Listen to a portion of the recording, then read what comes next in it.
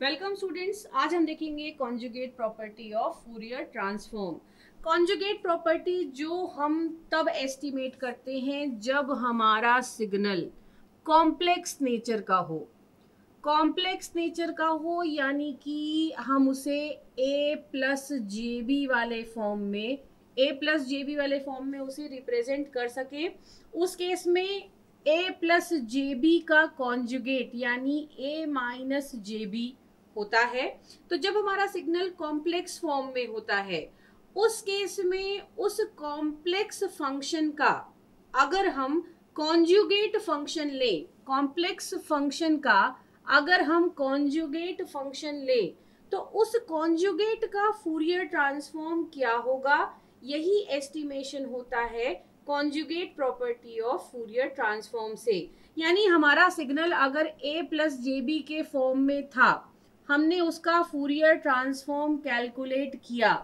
अब अगर हमारा signal a minus j b के फॉर्म में हो गया तो उसका फूरियर ट्रांसफॉर्म क्या होगा और वो इस फूरियर ट्रांसफॉर्म से कैसे रिलेट करेगा, इसी क्वेश्चन का आंसर देती है कॉन्जुगेट प्रॉपर्टी। तो अब कॉन्जुगेट प्रॉपर्टी के अनुसार अगर हमारा सिग्नल ft एक कॉम्प्लेक्स सिग्नल है तो एफ ओमेगा भी एक कॉम्प्लेक्स सिग्नल ही होगा जहां पर एफ टी का फूरियर ट्रांसफॉर्म है एफ ओमेगा। अब अगर हम एफ टी के कॉन्जुगेट का, ये जो स्टार हम लगाते हैं इसे पढ़ते हैं कॉन्जुगेट ऑफ एफ टी। तो अगर कॉन्जुगेट ऑफ एफ टी का हम फूरियर ट्रांसफॉर्म कैलकुलेट करें तो वो होगा इस एफ ओमेगा के कॉन्जुगेट के माइनस स्केल मतलब फोल्डिंग के बाद मिलने वाला सिग्नल, यानी कॉन्जुगेट ऑफ एफ टी का फूरियर ट्रांसफॉर्म हो जाएगा conjugate of f of minus omega. ये है conjugate property of Fourier transform. अब इस कॉन्जुगेट प्रॉपर्टी को हम प्रूफ कैसे करते हैं, तो प्रूफ करने के लिए हम शुरुआत करते हैं एफ टी के फॉर्मूले से। एफ टी यानी इनवर्स फूरियर ट्रांसफॉर्म कैलकुलेट करने वाला जो फॉर्मूला है वो है 1/2 pi integration from minus infinity से plus infinity f omega e की power j omega t d omega. Inverse Fourier transform जब हमको एफ ओमेगा का कैलकुलेट करना है यानी एफ टी पता लगाना है तो हम इस फॉर्मूले को यूज करते हैं। अब यहाँ पर हमारा जो अभी का सिचुएशन है वो ये है कि हमारा एफ टी और एफ ओमेगा दोनों ही कॉम्प्लेक्स सिग्नल्स हैं। कॉम्प्लेक्स सिग्नल्स हैं यानी हम उनको a प्लस जे बी वाले फॉर्म में रिप्रेजेंट कर सकते हैं। तो अब अगर एफ टी का कॉन्जुगेट ले लें हम, इस प्रॉपर्टी को अब हमें प्रूव करना है। इसके लिए हम लेते हैं एफ टी का कॉन्जुगेट और देखते हैं कि उसका फूरियर ट्रांसफॉर्म हमको क्या मिलता है। तो एफ टी का हमने लिया कॉन्जुगेट यानी हमें दूसरे साइड की पूरी इक्वेशन का लेना पड़ेगा कॉन्जुगेट। तो पूरी इक्वेशन है ये, इसका कॉन्जुगेट एफ टी का कॉन्जुगेट यानी इस पूरी इक्वेशन का कॉन्जुगेट। अब इस पूरी इक्वेशन का कॉन्जुगेट यानी 1/2 पाई तो रियल है, कांस्टेंट है, आपने इसको बाहर ले लिया।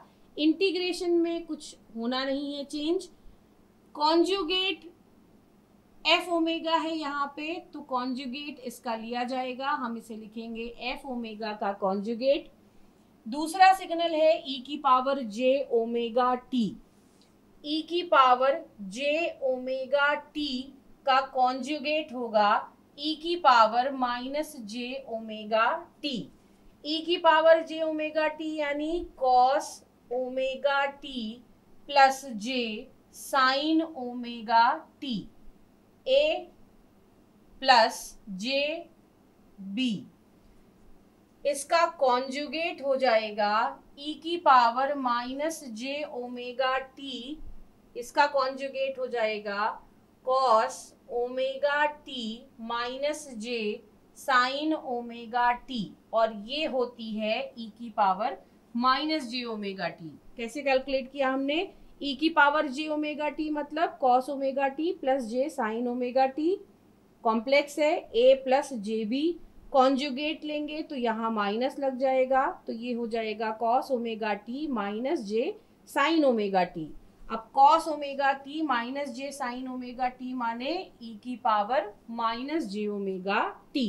तो e की पावर जे ओमेगा टी का हमने ले लिया कॉन्जुगेट, तो ये बन गया e की power minus j omega T, यहाँ पर आ गया डी ओमेगा। तो अब हमने पूरी इक्वेशन का कॉन्जुगेट ले लिया। अब कॉन्जुगेट लेने के बाद हम इस इक्वेशन में अब रखेंगे ओमेगा की जगह पर माइनस ओमेगा और करेंगे पूरी इक्वेशन में करेक्शन। तो ओमेगा की जगह माइनस ओमेगा रखने से इस पर तो कोई असर पड़ना नहीं है, तो इसे हम एज इट इज लिख लेते हैं। एफ टी का conjugate is equals to 1/2 pi constant है।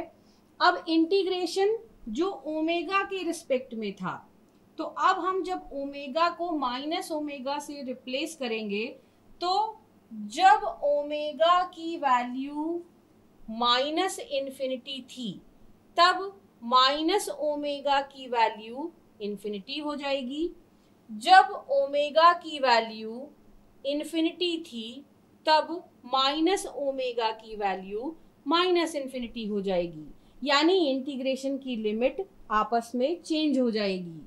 ये इंटीग्रेशन हो जाएगा प्लस इन्फिनिटी से माइनस इन्फिनिटी।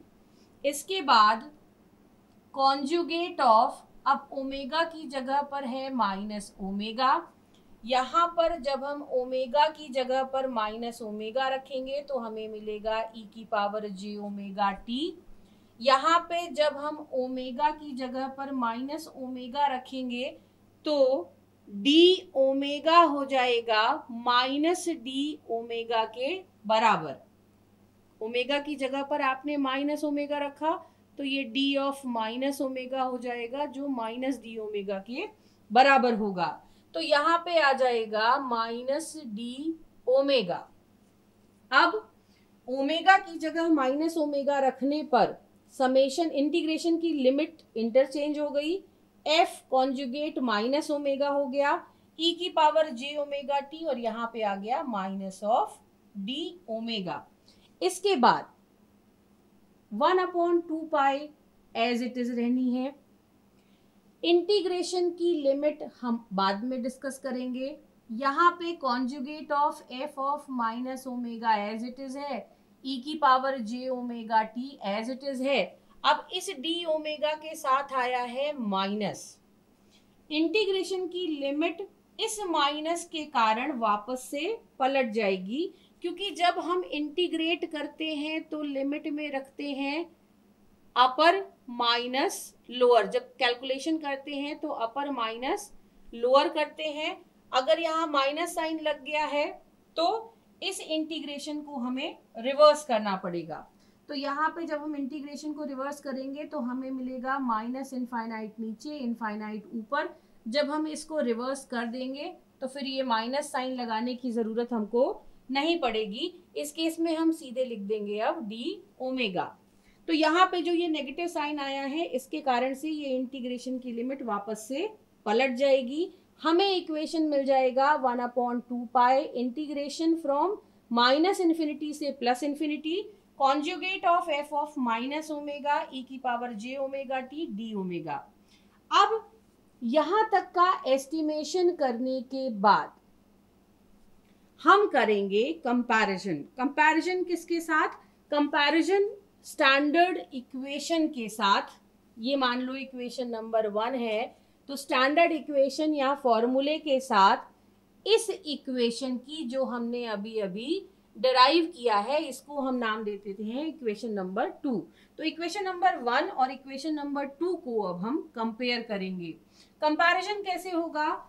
यहाँ पर एफ टी है और यहाँ पर है एफ ओमेगा, बाकी का सारा फॉर्मूले का पार्ट है। तो यहाँ पर अगर हमने एफ टी लिखा है और यहाँ पे एफ ओमेगा लिखा है, मतलब एफ टी का फूरियर ट्रांसफॉर्म है एफ ओमेगा। तो यहाँ इस इक्वेशन में आप देखिए बाकी सारा कुछ सेम है। इस इक्वेशन में अगर इसको हम मान लें एफ डैश टी, इसको हम मान लें एफ डैश ओमेगा, ये हो गया हमारा एफ डैश टी, ये हो गया हमारा एफ डैश ओमेगा। तो जब हम इसको ऊपर वाली इक्वेशन से कंपेयर करेंगे तो उस केस में हमें मिलेगा एफ डैश टी का फूरियर ट्रांसफॉर्म है f dash omega. F dash t का फूरियर ट्रांसफॉर्म है एफ डैश ओमेगा। हमने सिर्फ कंपैरिजन किया है इक्वेशन नंबर 1 और इक्वेशन नंबर 2 का। तो हमको मिला एफ डैश टी का फूरियर ट्रांसफॉर्म है f dash omega. F dash t क्या है? एफ डैश टी है conjugate of f t. F dash t है conjugate of f t. Conjugate of f t का फूरियर ट्रांसफॉर्म है f dash omega है conjugate of f of minus omega. Conjugate of f of minus omega. तो हमारी property prove हो गई। F t का Fourier transform अगर F omega है तो कॉन्जुगेट ऑफ एफ टी का Fourier transform conjugate of f of minus omega होगा। इस प्रॉपर्टी को प्रूव करते वक्त बस इस बात का ध्यान रखिएगा कि लास्ट स्टेज पर आपको करना है कंपैरिजन विथ स्टैंडर्ड फॉर्मूला। तो कंपैरिजन में कहीं कोई मिस्टेक अगर होती है तो प्रॉपर्टी में आप प्रूव नहीं कर पाते हैं, तो कंपैरिजन आप सावधानी के साथ कीजिए। और कॉम्प्लेक्स कॉन्जुगेट प्रॉपर्टी हमें ऑप्शन देती है कि अगर हमारे पास फूरियर ट्रांसफॉर्म पेयर है, अगर हमारे पास फूरियर ट्रांसफॉर्म पेयर है तो उस केस में हम सिग्नल के कॉन्जुगेट का फूरियर ट्रांसफॉर्म सीधे निकाल सकते हैं, इसको कॉन्जुगेट करके और इसमें ओमेगा की जगह पर माइनस ओमेगा रख के। तो कॉम्प्लेक्स कॉन्जुगेट प्रॉपर्टी के माध्यम से हम सिग्नल के कॉन्जुगेट का फूरियर ट्रांसफॉर्म बिना कोई फॉर्मूला यूज किए सीधे इस प्रॉपर्टी के बेसिस पर कर सकते हैं। तो ये है कॉन्जुगेट प्रॉपर्टी फूरियर ट्रांसफॉर्म की।